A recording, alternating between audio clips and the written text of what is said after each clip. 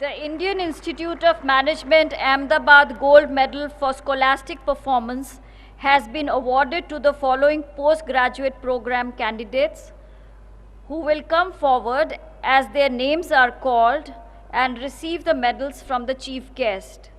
Gaurav Jagdish Singhal.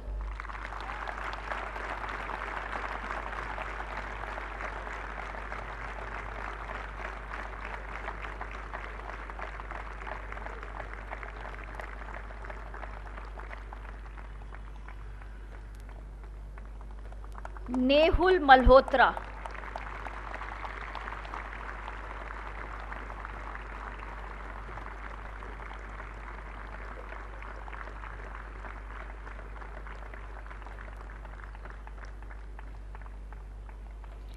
Aditya Khandelia.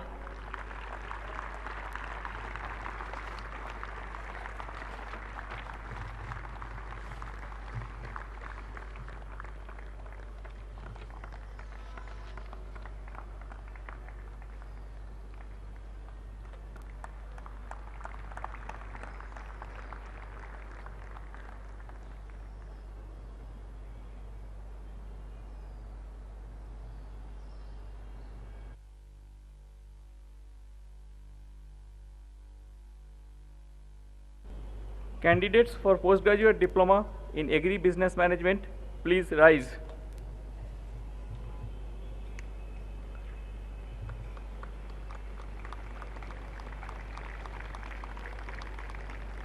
The candidates will individually receive their diplomas from the director as I call their names, then return to their seats and remain standing in front of their chairs until all the participants of the program have received the diplomas and the chairman has conferred the diplomas on them. The candidates would then bow and sit down. Abdul Rahiman K.A.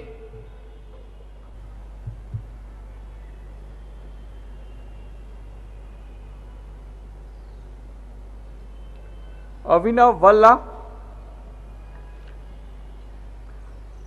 Abhishek Chaudhary,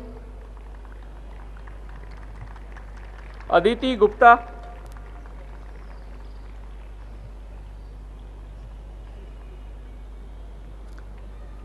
Akash Bansal, Anant Purohit,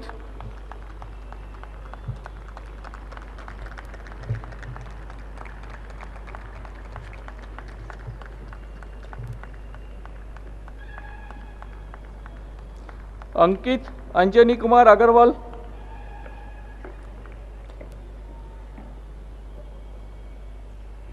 Arushi Chopra,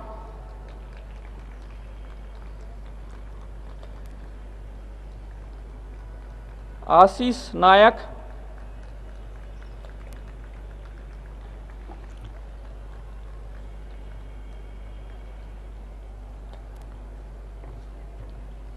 Chandni Priya,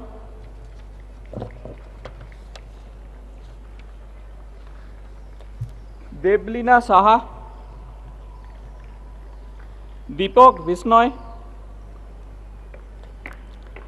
Gayatri A. Thampi,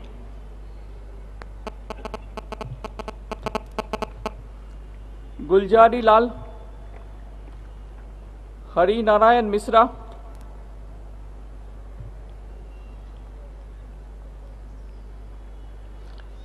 Hemant Tiwari, Kabra Karan Ramesh Kumar,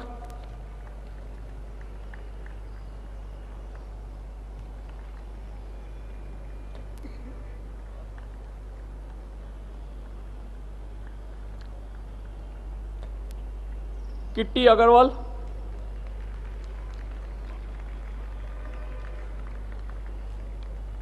Mandeep Singh,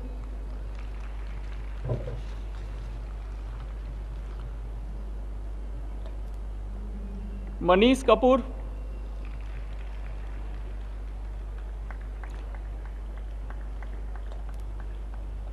Manju Bala Pauria,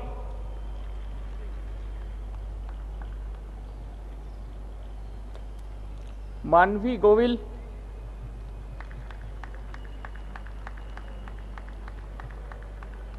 Naomi Arun, Nisha Saini,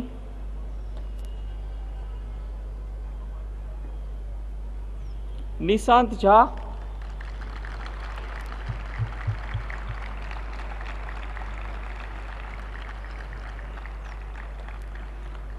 Pragati Ojha,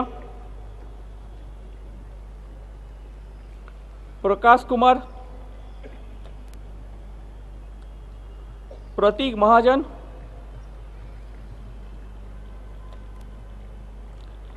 Rahul Agarwal,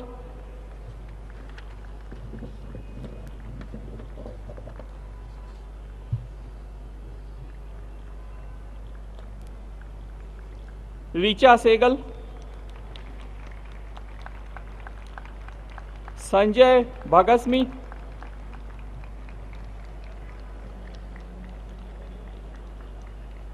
Shri Dev,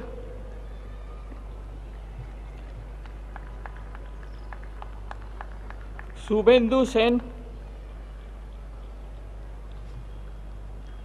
Sam Mohan Agarwal,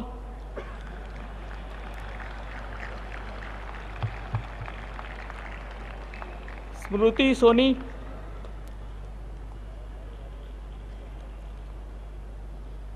Suphal Kumar Gupta,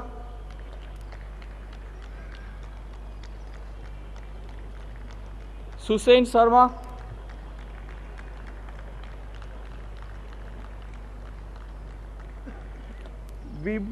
Vibhuti Rathore,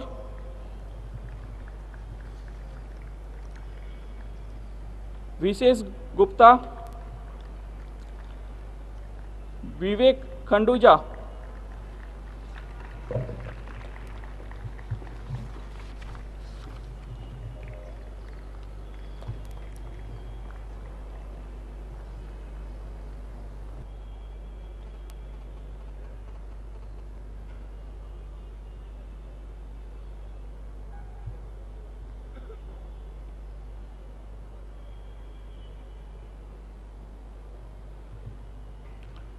Mr. Chairman, I present Mr. Abdul Rahman K.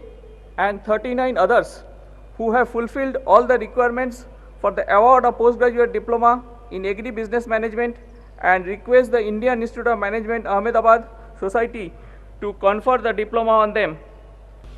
Members of the society, may the diploma be conferred on these candidates. Thank you. By the authority given to me by the Indian Institute of Management Ahmedabad Society, I conferred on you the postgraduate diploma in agribusiness management, and I charge you that in your life, by word and deed, you prove yourselves worthy of it. Thank you.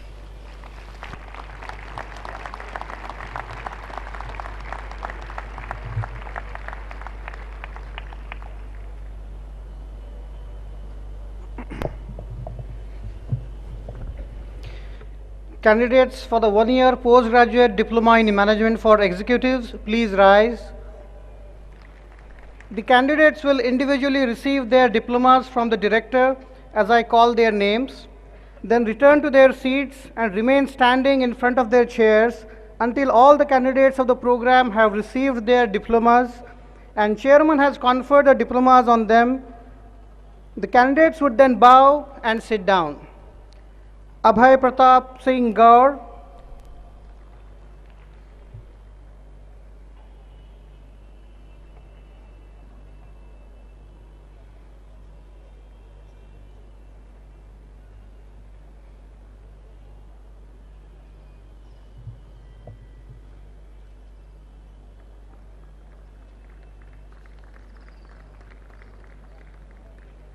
Abhishek Gupta,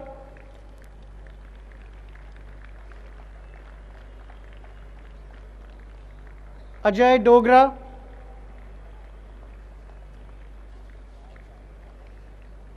Amit Agarwal, Amitesh Tyagi,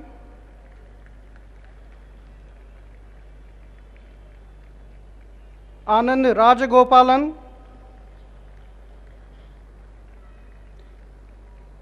Anil Kumar Gupta,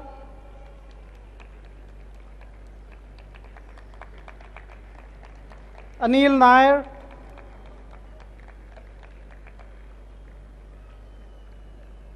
Anil Kumar Yadav, Ankur Bhargava,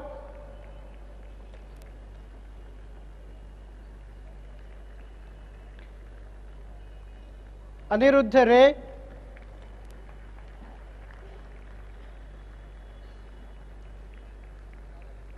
Anshul Khindri,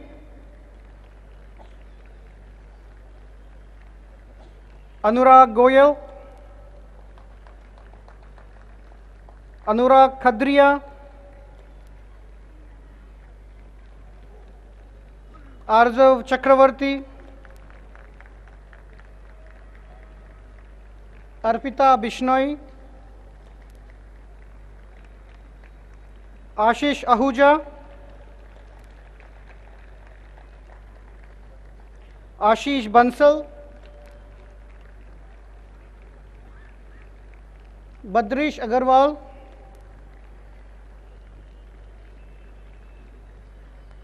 Bharat Basham,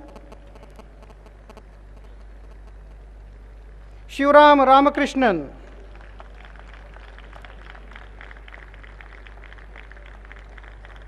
Bhavin Shah,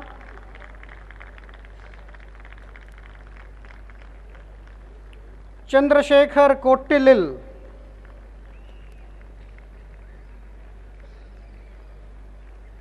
Chinmay Joshi,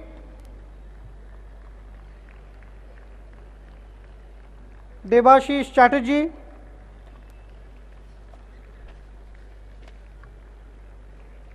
Devendra Kale, Devesh Rathor, Dhananjay Parab, Dheeraj Bhandari, Dindi Keshava Rao Gatram,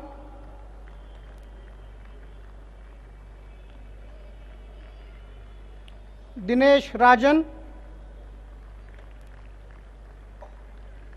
Gaurav Goyal, Gaurav Kumar,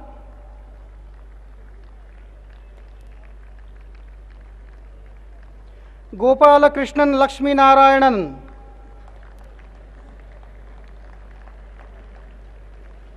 Gopala Krishnan Rajaram,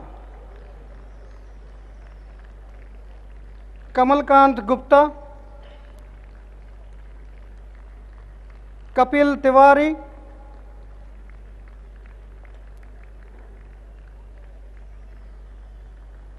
Karthik Srinivasan, Kartikeya Jha, Keshava R, Kingshuk Ghosh,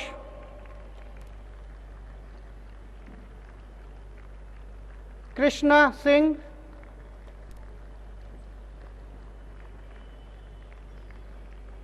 Lovesh Vashisht, Manish Datta,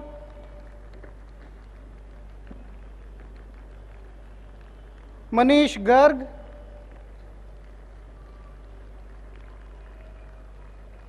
Manasi Vadodariya,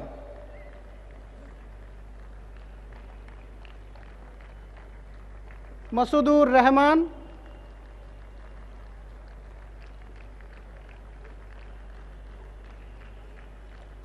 Mrigang Singh, Mukesh Chauhan, Mukesh Kumar, Neil Bhatt, Nilesh Gohil,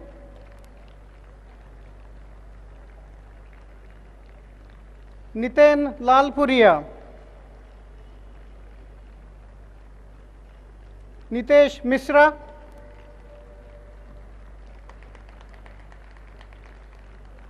Padma Priya V,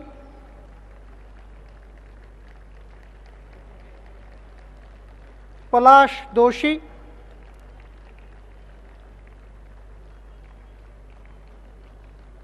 Parvinder Chawla,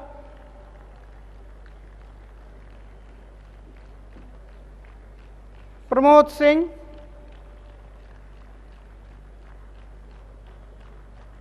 Prashant Pugra,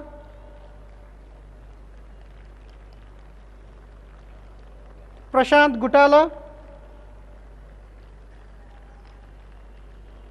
Prashant Saxena, Pratik Tamane,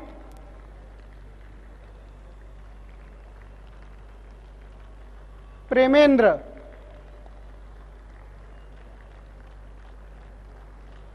Puneet Saraf,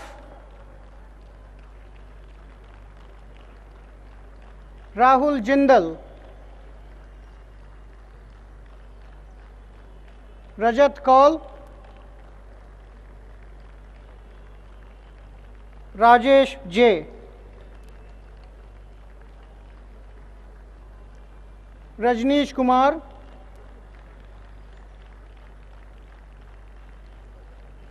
Rohit Jain,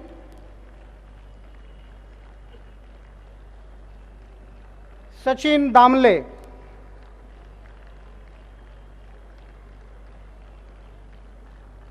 Samir Jain, Samir Madan,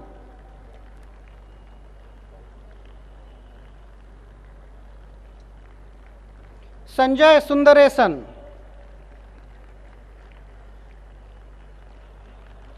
Saurabh Bisaria, Saurabh Dwivedi, Saurav Chaudhary,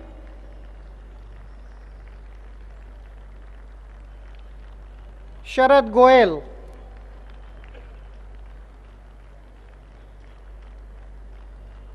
Shiva Tunuku,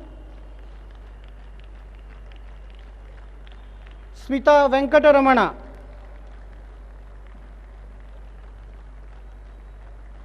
Saurabh Sodani,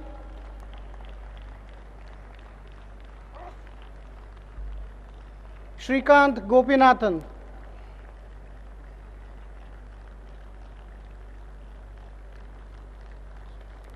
Sudipto Muzumdar, Sujata Sadhu, Sumit Kumar,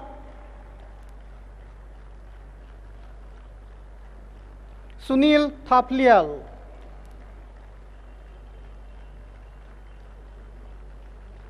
Suraj Gupta,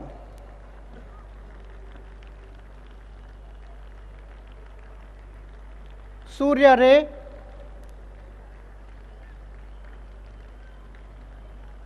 Tapan Sheel,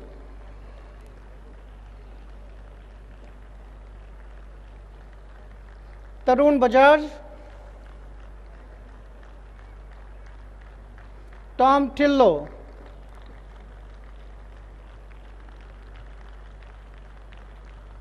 Urvashi Vanzara, Venugopalan Dorai Raj,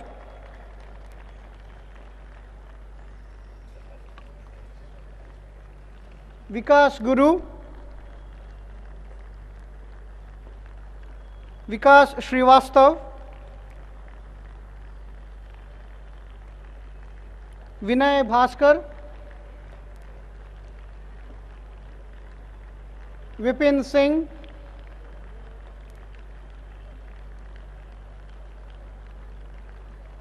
Vishal Jain,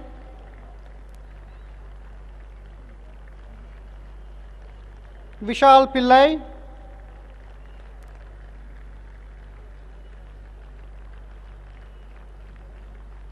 Vivek Dubey,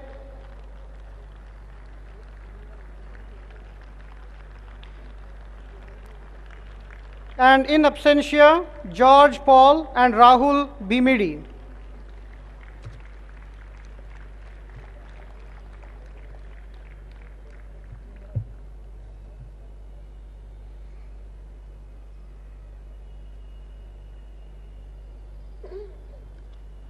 Mr. Chairman, I present Mr. Abhay Pratap Singh Gaur and 100 others who have fulfilled all the requirements for the award of the one-year postgraduate diploma in management for executives and request the Indian Institute of Management Ahmedabad Society to confer the diploma on them.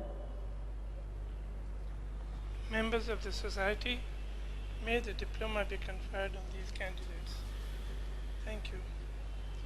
By the authority given to me by the Indian Institute of Management, Ahmedabad Society, I confer on you the one-year postgraduate diploma in management for executives, and I charge you that in your life, by word and deed, you prove yourselves worthy of it. Thank you.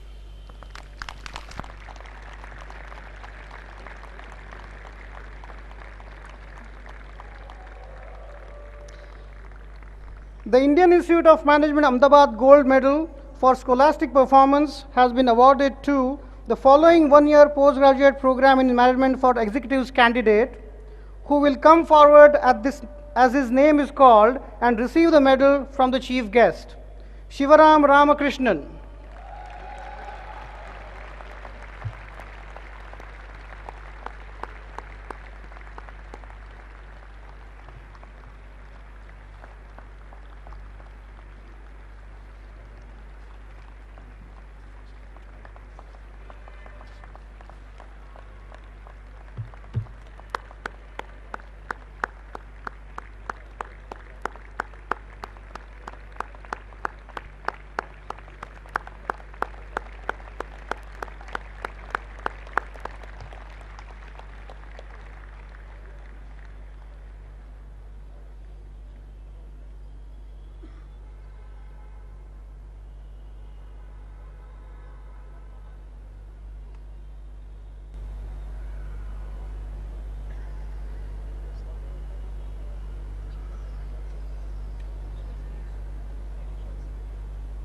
I now request Shri Kamath, Chairman ICICI Bank and Chairman Infosys Technologies Limited, to deliver the convocation address. Thank you, sir.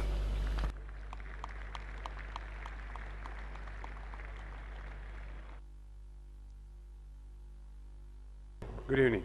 Chairman of the IIMA Society, Mr. V.P. Singhania, Director of the Institute, Mr. Samir Barua, members of the Society and the Governing Board, members of the faculty, proud parents, family members, the graduating class, and the ladies and gentlemen. Thank you for inviting me to this convocation ceremony at my alma mater. It is 46 years since it is over 40 years since I passed out of these portals, and I feel honored to be here amongst you to congratulate the graduating class and share a few thoughts with you.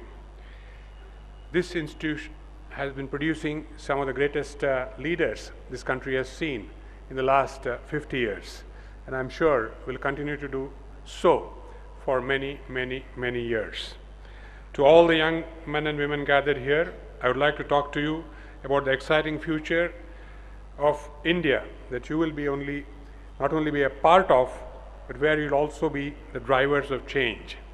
But before doing that, I would like to pay my tribute to some of my mentors who shaped me to what I am today, particularly Professor Vijay and Professor Kuchal from the finance faculty, because but for what they did in molding me, I would not be here today.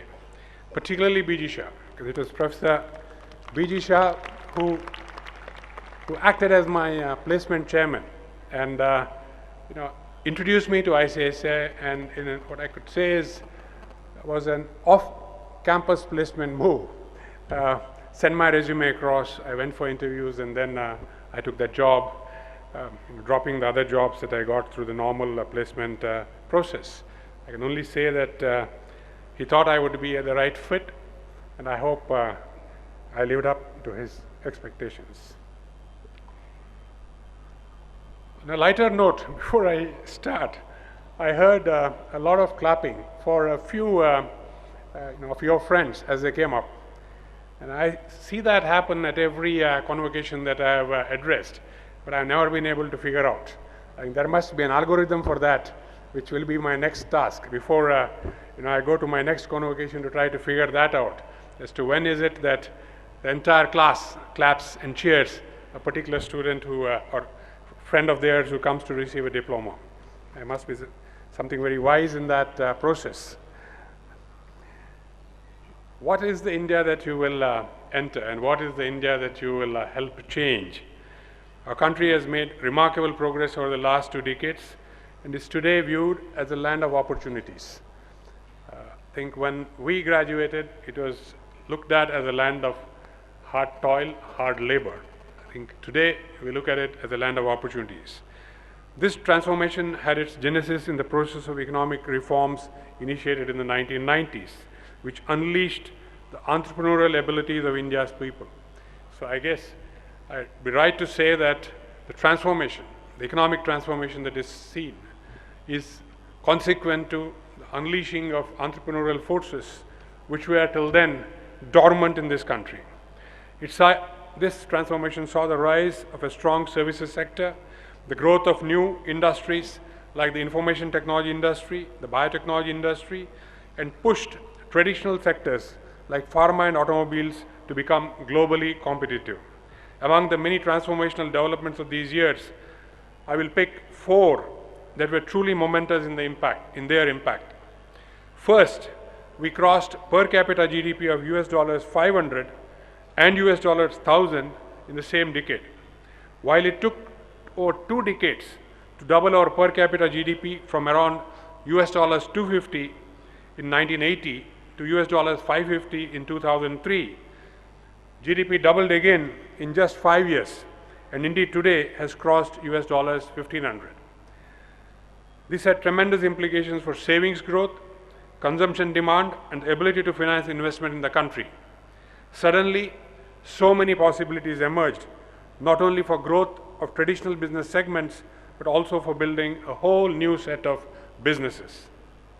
Second, the decade gone by saw the rise of the Indian consumer as a key driver of India's growth.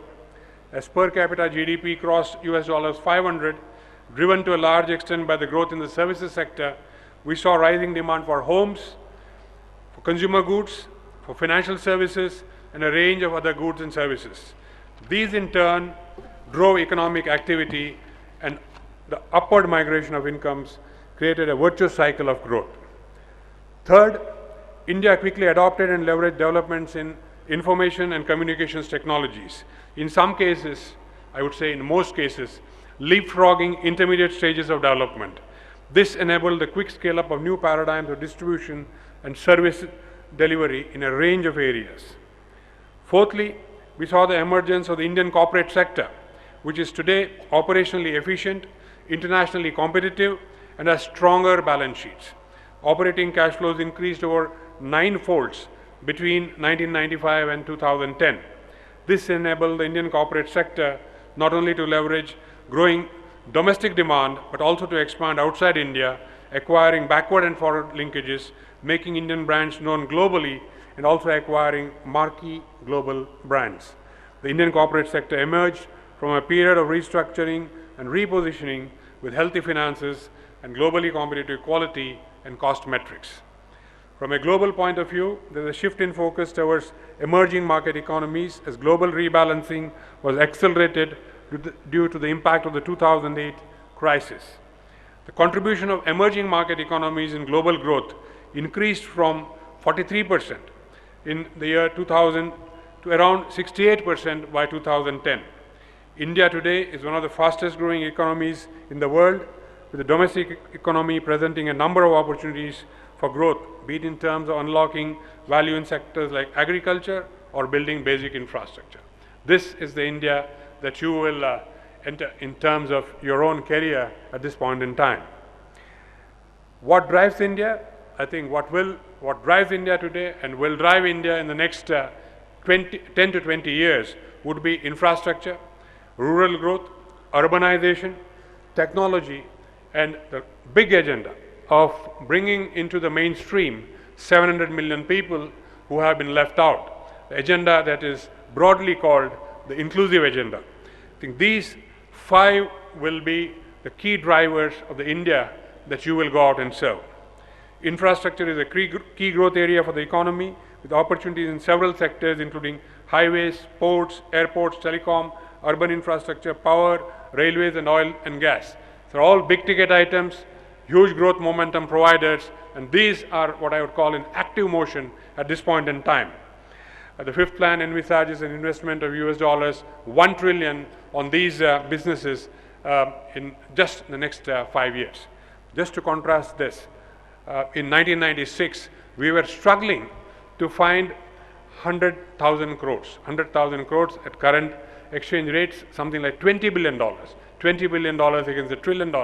And we actually put up our hands and said, it would not be possible for us to find this $20 billion that are required to be invested in 1995-96. At this point in time, we're talking of $1 trillion. The changing character and potential in rural India should further catalyze our progress. The traditional belief that India's rural economy is agriculture-driven is gradually changing.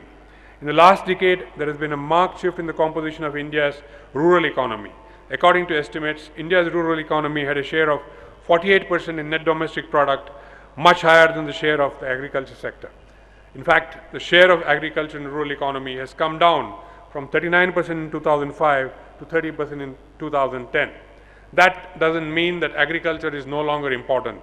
What it means is value-added agriculture, holistic development of rural areas are what are required as we increase productivity in agriculture and reap the gains of this productivity. And that is the India that the graduating class will enter, particularly those people, those students who are specialized in this area. This will unleash a vast consumption market in rural India, which as yet has not reached the per capita GDP levels that the rest of India has. And this provides, again, a huge momentum driver or a growth provider in the future. Such economic progress will inevitably lead to a higher degree of urbanization. The urban population grew from 220 million, it's about 26% of our population in 1991, to 340 million, about 30% of our population in 2008. It is expected to grow to 590 million, about 40% of our population in just the next few years. This will require the emergence of new cities and significant redevelopment of existing urban habitats. The numbers forecast for India are extraordinary. The top 3 cities themselves will grow to the size equivalent of several countries today. For example, Mumbai is expected to grow from GDP of around US $36 billion in 2010 to US $250 billion plus in 2030. Just to put it in contrast, Malaysia's GDP is currently around $220 billion. Similarly, Delhi and Kolkata would be in more or less the ballpark of Mumbai, with GDP levels of $250 billion and $200 billion respectively. The next 6 cities by 2030, the next 6 cities are expected to become 2 to 4 times the size of Mumbai today. So you would have, I would say, growth momentum which you never envisaged happening in the space of the next 15 to 17 years. And this is the India that you would be working in for a large part of your careers. Technology pervades every aspect of economic activity today. The rise of communication technology was led by the increasing use of the handheld device, with a spectacular growth in mobile telephony and increased connectivity. India is home to the 3rd largest internet user base at about 100 million today, and has the 2nd largest mobile subscriber base of over 800 million. While the number of internet users is increasing at an annual rate of over 20%, the number of mobile internet users has more than doubled, indicating the increasing usage of mobile phones as a means of internet access. In effect, I would say that connecting to the internet through the computer is no longer going to be the default. I think it has already moved to your handheld device becoming your default device for connecting to the internet. And that, along with what has happened with that handheld device, today the mainframe is in your pocket. 20 years back, 25 years back, the mainframe took a whole building, and that mainframe is in your pocket today, and that mainframe is your device to connect to the outside world. And that, from numbers, is doubling every year. And that is the new India that we will see as we will go along. So broadband connectivity, which is being rolled out at rapid pace, will catalyze and multiply a whole lot of opportunities for the new India that we are looking at. Economic growth leads to a demand for better services, better infrastructure, and a spurt in consumption demand. Shift in income levels and lifestyles will lead the Indian consumer to fulfill his and her aspirations at a younger age with an optimal combination of debt and equity. It would not have been possible without upward migration of incomes. When I graduated from this institution, my expectation, my ambition was to own a home just before retirement. I could not have afforded it before that. But the young Indian today, the young Indian that we take into an ICICI bank or an Infosys, aspires for a home before the age of 30. So that's where the structural shift has taken in terms of income levels and aspiration levels, and both can be met. Your aspiration can be met, and your income level also has kept pace. So you can meet and fulfill whatever aspirations that you have. And this we do not see slackening at all. Trends clearly indicate that companies, Indian companies, are also leveraging communication and technological advances. Just to put in context, if you look at ICICI Bank as an example, just 10 years back, mind you, 95% of transactions in the bank took place in a branch. People walked into a branch to transact services. Today, less than 20% of transactions take place in a branch. The rest of the transactions are either on the ATM or increasingly on the handheld device. I would believe that in the next 3 years, I think the handheld device will become the default device to transact with your bank, or for that matter, for most other, I think, aspects in terms of you're dealing with the marketplace as it is. It will become the default device. And this starts again pushing the economy to new horizons, new frontiers, and that's the India that you will serve. In recent years, there has been increased focus on inclusive growth. I mentioned inclusive growth as a major driver going forward. And financial inclusion is a key ingredient of inclusive growth. Financial services remain underpenetrated in India, with substantial scope to increase access to financial services across the country. What I called the 700 million people who are unbanked. And the challenge before us is banking the unbanked, a large mass of people who live mostly in rural areas among low-income households. In the past, a key challenge was the high cost of delivery of financial services through traditional brick-and-mortar structures. Two key developments have changed this paradigm. First, regulations have been introduced permitting delivery of financial services through business correspondence, and secondly, the development of technologies using smart cards and biometrics has changed the way banking services can be accessed by the customers. Right from opening accounts to transacting, today you could do it with a very thin brick and mortar structure, with very thick technology that is interwoven into the whole process. In this context, the government's UID project called Aadhaar will be a path-breaking effort towards improving financial inclusion. It exemplifies how technology can be a game changer. The UID will not only help to create an identity and a unique identification mechanism that can help track credit history of consumers and improve service delivery, it could also achieve financial inclusion at a low cost. Taking this a step further, it will also help improve governance and efficiencies in social sector investments. And there are issues that people have raised around the whole concept of UID and Aadhaar. But I would think the economic benefits far outweigh the challenges that we would have in ensuring that there are no negative consequences of the scheme. And I'm sure that this will be a huge positive good to our country. A major trend going forward would be the replacement of cash and checks by electronic payments. The growth in this area has been spectacular. Currently, around 250 million credit and debit cards have been issued by banks and are in active use. Electronic payments in the last year grew to around 1 trillion transactions, valued at around $7.5 trillion, excluding interbank transactions. If you include interbank transactions, the number would be even higher. This indicates the potential impact of technology, the way money is handled in the country. For large value transactions, today, real-time settlement is the way that everybody expects to do business. And I am sure the developments that I have articulated earlier in terms of smart cards and the ability to go out and engage with every customer on his handheld device or through other devices which are using technologies which are currently in development or have just been introduced, I think would mean that small payments would also increasingly be done through devices other than through channels other than branches, and would really mean that you would move away from cash as a transaction device. Mobile banking will thus further evolve not only as a cost-effective channel, as the cost of transaction through a branch is roughly 50 times that through a mobile, but also serve across the spectrum as a tool for catering to services such as travel, utility payment, remittances, and so on.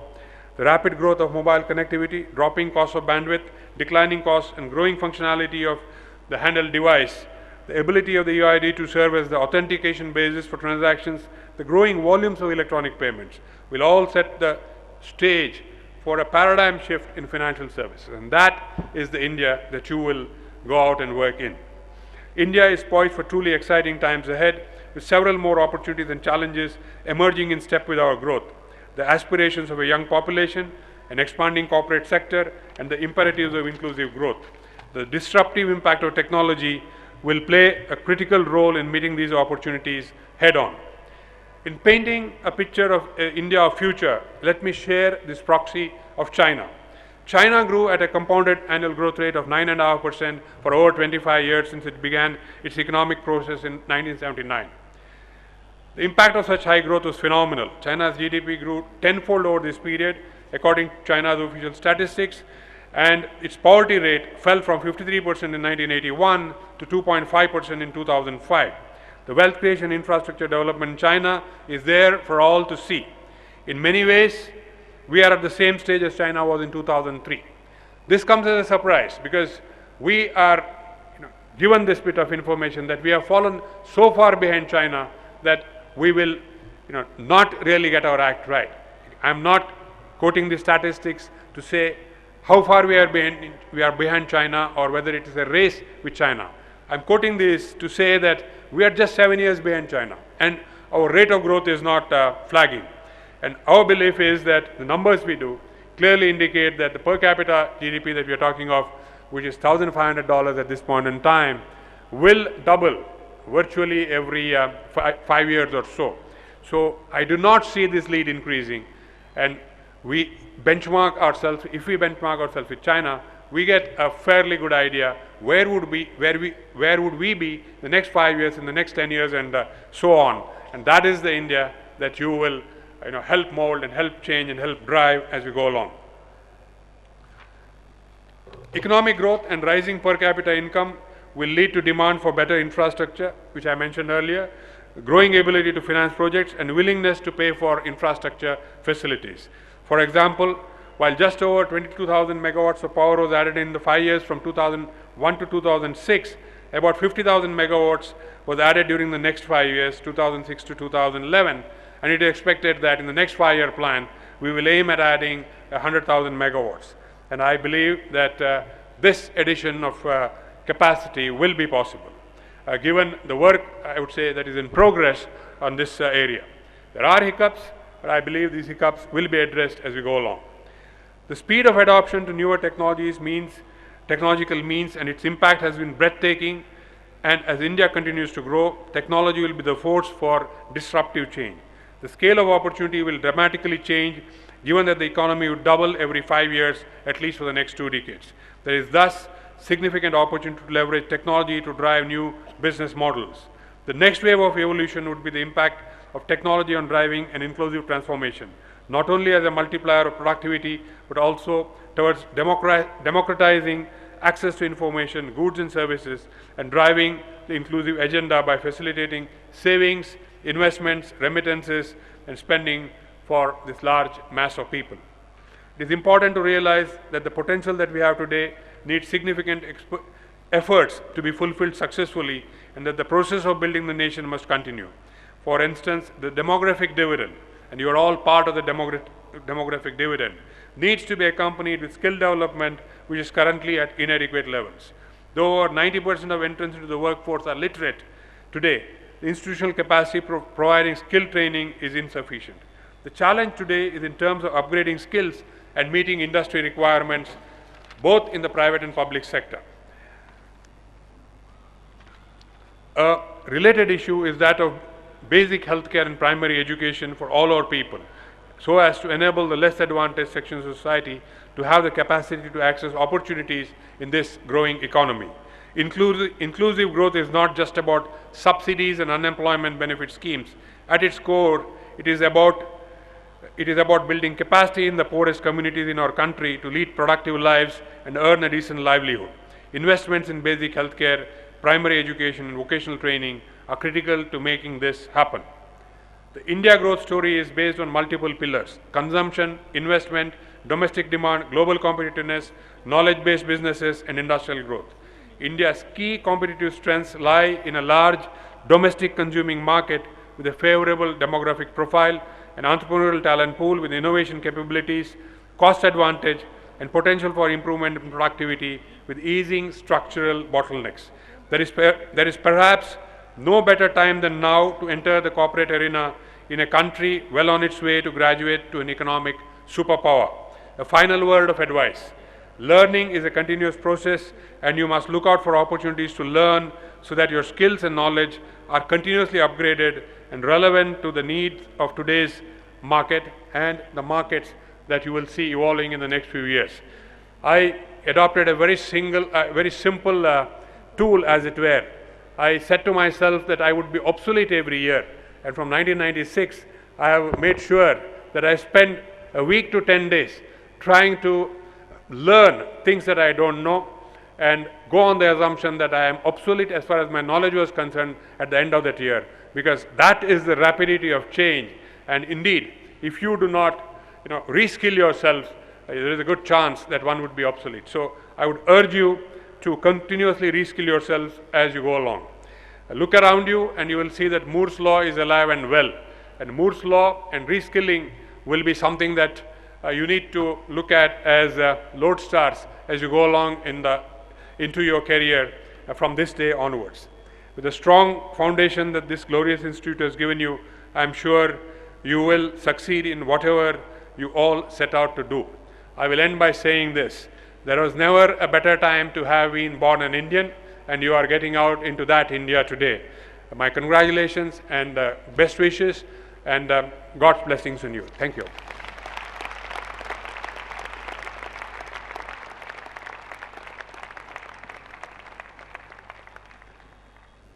Mr. K.V. Kamath, Chief Guest of the Convocation, Dr. Vijay Singhania, Chairman, Board of Governors, members of the IIMA Society, members of the Governing Board, colleagues, family members and friends of the graduating students,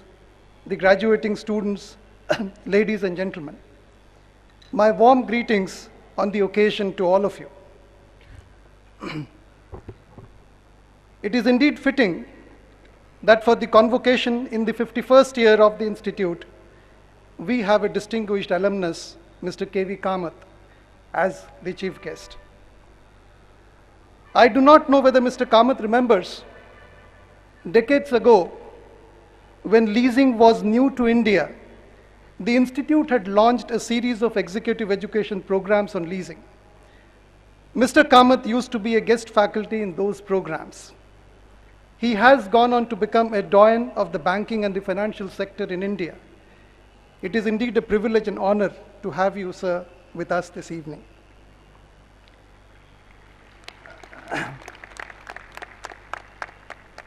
The Golden Jubilee year of the Institute witnessed the Institute taking some major strides towards global recognition.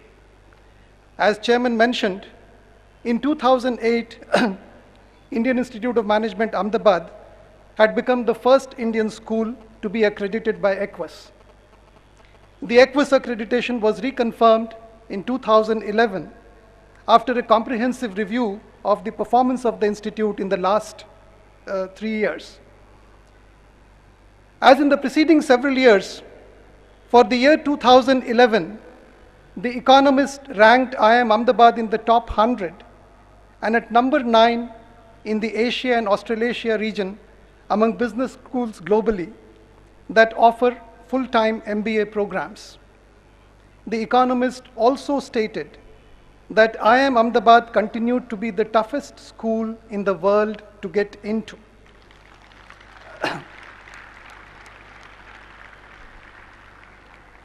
The ranking of PGP by Financial Times for the year 2011 improved to 7 among comparable programs globally. This is the only program from India that figures in the list of programs ranked by Financial Times. The PGP was ranked second on the dimension of success of placement by Financial Times. Ed Universal, a French rating agency that specializes in rating higher education programs, ranked PGP ABM as the best master's program among the 50 top programs globally in agribusiness and food industry management for the year 2011. Finally, the PGP-X, the one-year post-experience postgraduate program of the institute, was ranked at number 11 by Financial Times in the ranking of global MBA programs for the year 2012. The program was also ranked at number 1 on the dimension of career progression. As regards the conduct of the academic programs of the institute, the year witnessed completion of the expansion related to the OBC quota for the PGP and the PGP ABM. The doctoral program of the institute, the fellow program in management, has witnessed initiatives to improve the quality of research work being done by students. Students are presenting papers in conferences and publishing papers in journals while completing their program. The program also has initiated collaboration with doctoral programs of several foreign business schools, whereby students from IIM Ahmedabad can take courses and work with faculty in those institutions. The PGP-X has taken rapid strides in the short span of time since its inception. It has clearly become the program of choice of candidates with considerable work experience who desire to pursue a one-year program in management. The year that has gone by was a difficult one for the world and for India. Deepening economic crisis in Europe, anemic recovery in the US economy, clear signs of slowdown of the Chinese and the Indian economies. Despite such difficult times and despite larger batch sizes, the final placement of students graduating from the institute has been successfully completed. The institute conducted about 150 management education programs, training over 4,500 participants from a diverse set of organizations. For the first time, the institute conducted 2 general management programs in Bhutan. The participants in these programs were from India and Bhutan. The programs conducted in the spiritual ambience of a nation that believes in measuring gross national happiness rather than gross national product was exceptionally well received. Since Bhutan has less stringent restrictions on entry of nationals from some of the neighboring countries, it is hoped that over time, these programs would have a far greater international character. The institute has taken several concrete measures to strengthen support as well as requirement for research and publication. The hope is that sooner than later, new paradigms for dealing with issues in management and policy making would emerge that would bear the names of faculty members from the institute. Considerable focused academic work is done by the 9 centers that have been established at the institute. these centers continued to contribute significantly to theme and sector-based academic output. The Golden Jubilee year also witnessed a first of its kind collaboration between IIM Calcutta and IIM Ahmedabad. The two institutions came together to jointly support a series of 5 conferences on management education in the country. These conferences were held at Ahmedabad, Kolkata, Mumbai, Chennai, and Coimbatore. While each conference had a separate theme, the common theme for the conferences was examining the curricular changes needed to make management education in the country far more relevant for the emerging needs of the nation and the larger society. An interesting feature of the effort was that the Chennai alumni chapter took the initiative to organize the conference at Chennai. The conferences were exceptionally well received, with participation by delegates from over 100 management schools in the country. IIM Ahmedabad has been fortunate to have members of IIMA society and IIMA governing board who take keen interest in the functioning of the institute and make time to address the difficulties faced by the institute. In Dr. Vijay Singhania, whose 5-year term gets over on March 28, 2012, the institute had a chairman who was passionate about the institute and was willing to commit time demanded by the institute. During his tenure, significant changes were achieved in the basis and the manner of functioning of the institute. For years, the institute had been asking for much greater operational autonomy. The MOA and the rules that govern the functioning of the institute that were framed in 1961 at the time of establishing the institute had remained unchanged for 5 decades.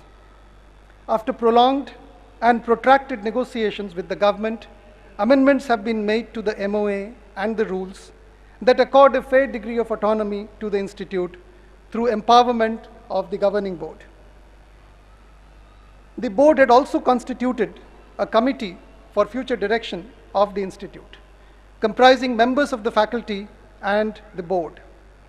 The year witnessed consolidation of the benefits from changes implemented in the administration of the institute, based on the recommendations of this committee.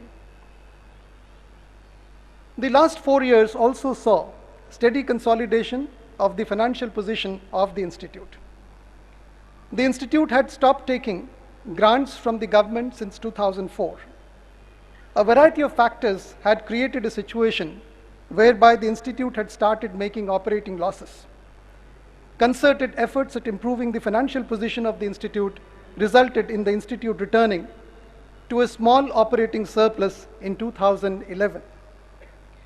What is even more noteworthy is that the pension and retirement liabilities of the institute are now fully funded. Further strengthening of financial position of the institute is needed for it to compete effectively with schools with much greater resources. The year that has gone by also witnessed significant addition to the physical infrastructure. A new hostel complex that can accommodate 320 persons with exceptionally well-designed rooms has been completed. 2 new tennis courts have been built and a new indoor sports complex with facilities for badminton, table tennis, snooker, billiards and squash has been completed. The much needed restoration work of the office complex and the Louis Kahn Plaza was also completed during the year. The efforts at greening and beautification of campus continued with much greater vigor. The campus today is one of the greenest patches in the city and is home to over 70 species of birds.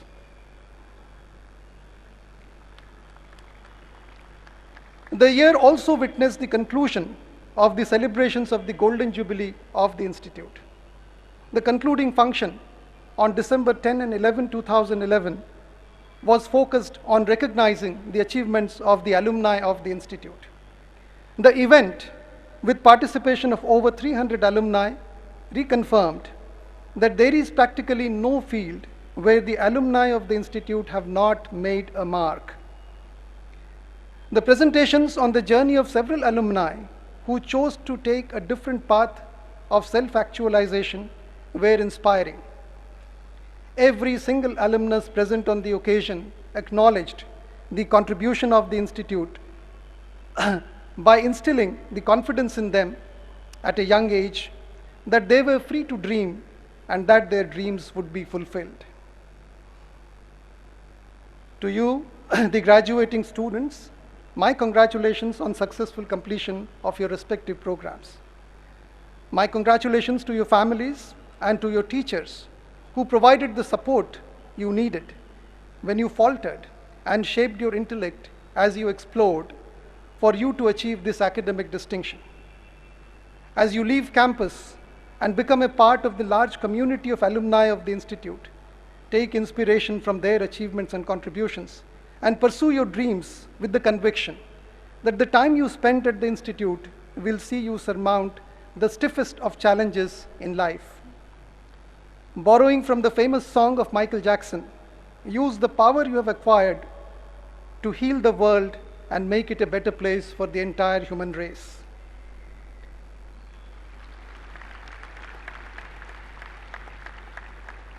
I would like to end my address on a personal note. This may be my last convocation as director. 32 years ago, I sat where you are sitting today, with heightened sense of suppressed excitement about the future, and yet with a tinge of sadness at having to leave the carefree life of a student. As I look back, I do not recall a word of what was said by the then director, chairman, or the chief guest. Yet, the memory of that evening has become a part of my indelible experiences from which I have drawn strength and courage. I'm certain that 10, 20, or 30 years from now, the recollection of this evening will weave similar magic for you and give you the support you may need in times of despair. I wish all of you the very best as you start your journey as alumni of this great institution. Thank you.